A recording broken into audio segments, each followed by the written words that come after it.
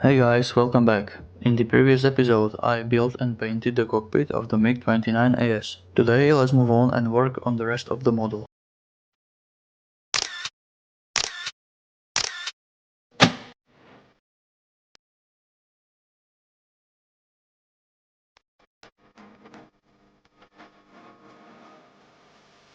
Let's get started with the gear base. As always, I'm using a black surfacer as a base coat.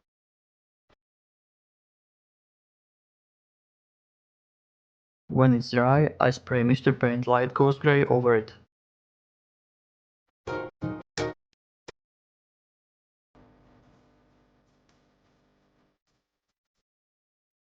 I'm using dry brushing with a light grey shade to emphasize raised details. This technique ensures that the light paint only remains on the raised parts. Once that's done, I'll apply a coat of clear varnish to protect the paintwork.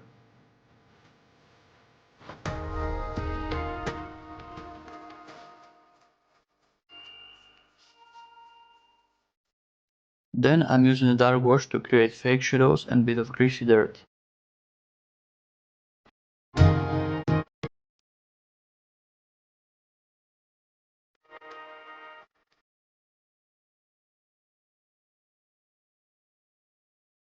The excess wash is removed with a brush dampened in enamel thinner. I'm going to add more weathering effects in later stage to make sure everything matches well with the rest of the model.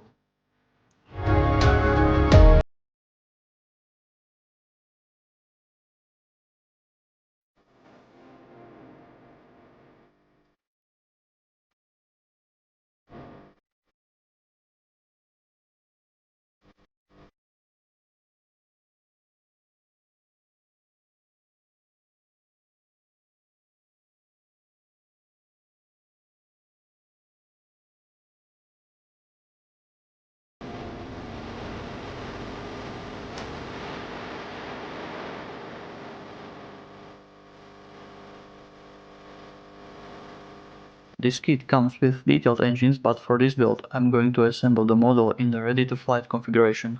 The engines would be a great subject for additional detailing work, perhaps in the future.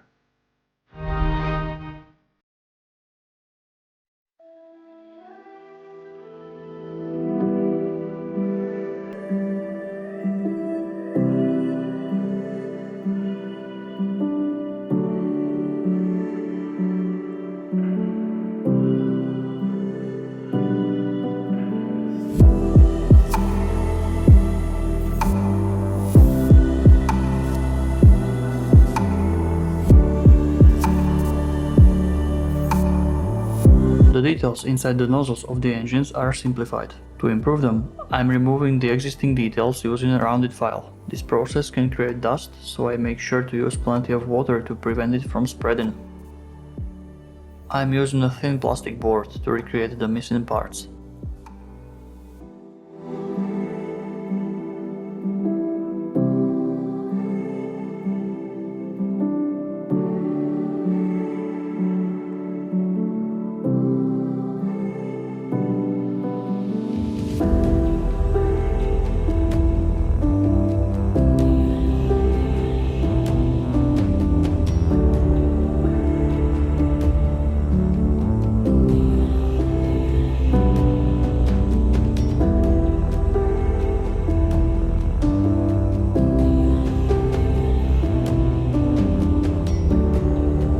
Let's head back to the cockpit. I forgot to attach the top cover for the MF554 display, so I'm going to take care of that now, using the plastic board to craft the missing part.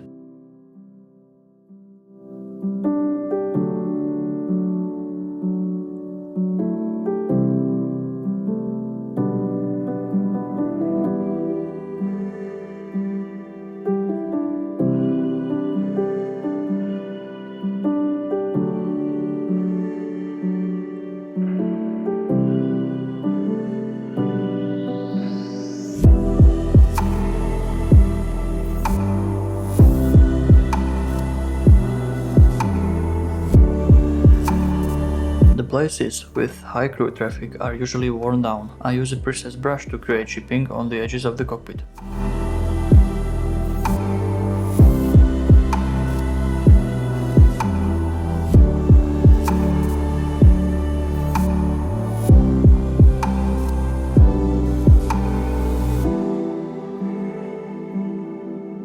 For fixing the sub-assemblies, I prefer Tamiya extra thin cement as it allows me to glue the parts together without melting nearby details.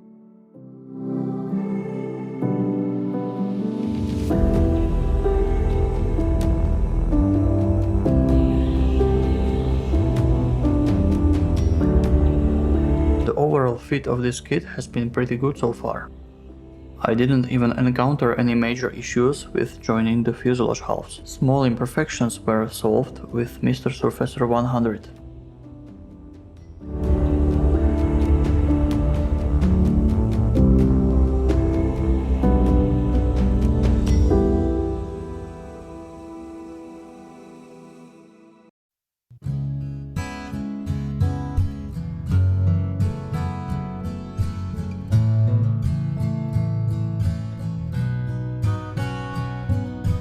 However, the countermeasures dispenser system is a different story. Significant gaps in the area need to be addressed. Instead of masking and painting the digital camo pattern, I've decided to use the kit decals. I've noticed that these decals are thick and I'm concerned they might cover up the soft riveting and panel lines. To avoid this problem, I'm taking extra steps to enhance the details. I'm using a riveting needle and a razor saw to carefully deepen the rivets and panel lines. This way, even if the decals are thick, the added depth will still show the details of the model. It takes extra effort, but I believe it will be worth it. To get rid of soft plastic dust, I use extra thin cement.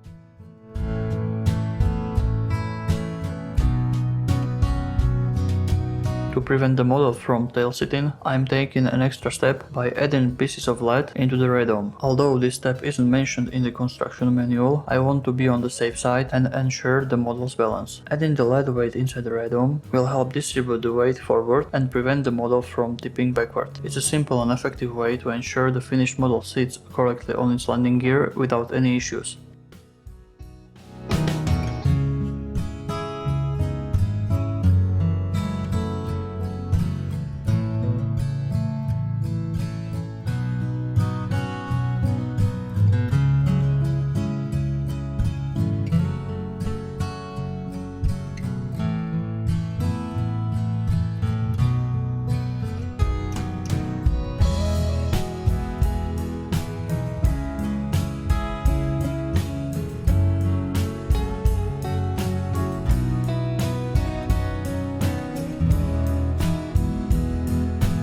I encountered some gaps on the bottom side of the wing and in the countermeasures system area. To fill these gaps and achieve a smooth surface, I use a two-component putty.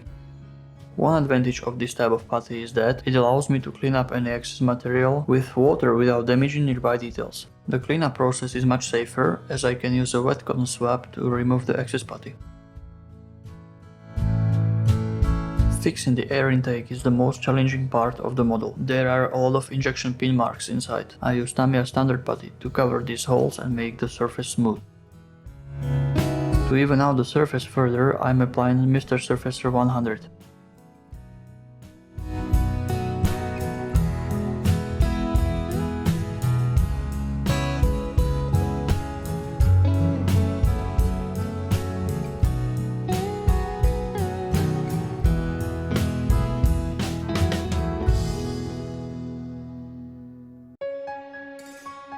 I use a razor saw to fix the lost panel lines due to sanding. It helps me carefully recreate those lines where they were removed during the sanding process. I'm using masking tape as a guide to keep the sewing straight.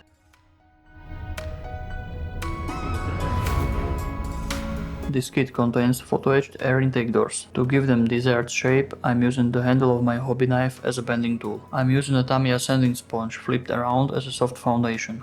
To bend the photo etch parts, I use a rolling movement on the sanding sponge, which helps create an S shape in the doors. This method ensures that the parts are bent smoothly and accurately without damaging them.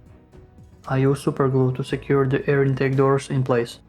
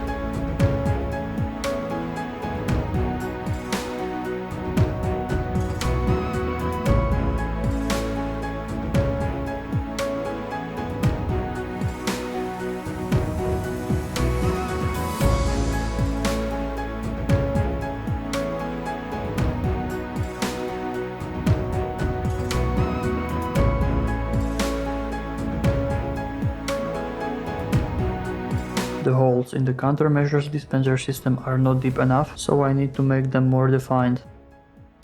To do that, I'm using a drill bit to drill each hole and make them deeper. After drilling, there might be some excess plastic dust around the holes. I'm using extra thin cement, which helps melt the excess plastic dust and clean up the area. Back in the cockpit, it's time to work on the head-up display. I'm starting by using Revell Contacta clear glue to attach the clear part of the HUD. This glue is perfect for clear parts because it doesn't melt them and avoids leaving marks or frozen effects like standard glue. To bend the HUD, I'm using the handle of hobby knife once more.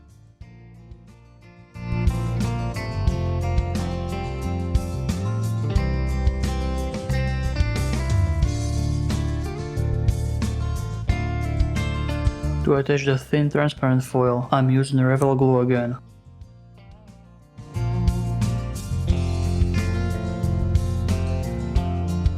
I'm using a precise cotton swab dipped in acrylic thinner to clean up any dirt.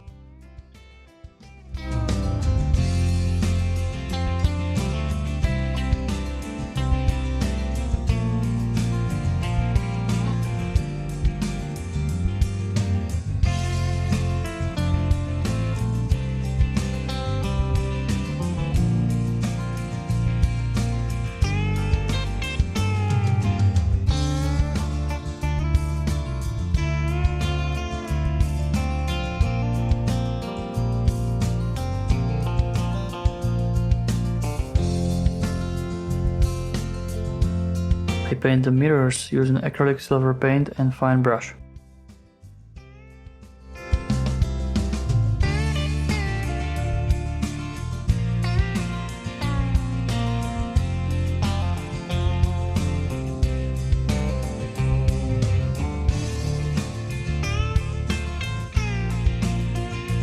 To attach the mirrors securely, I'm using superglue. Before attaching the cockpit windshield, I'm polishing it using the Tamiya polishing compound on the cotton swab. I use PVA glue to secure the transparent parts of the cockpit. This type of glue allows me to be precise and make adjustments to the position as needed. The best part is that there's no risk of damaging the part with glue. Another advantage is that I can remove it without causing any damage if I need to make changes later. That brings us to the end of this part. MiG is now ready for painting, which we'll be covering in the next episode.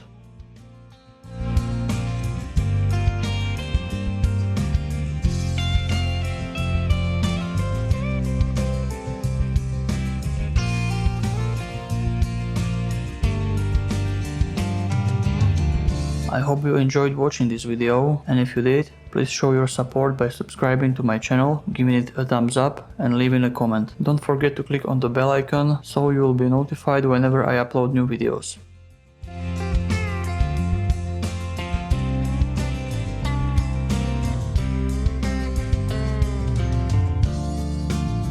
Thank you for watching, see you next time.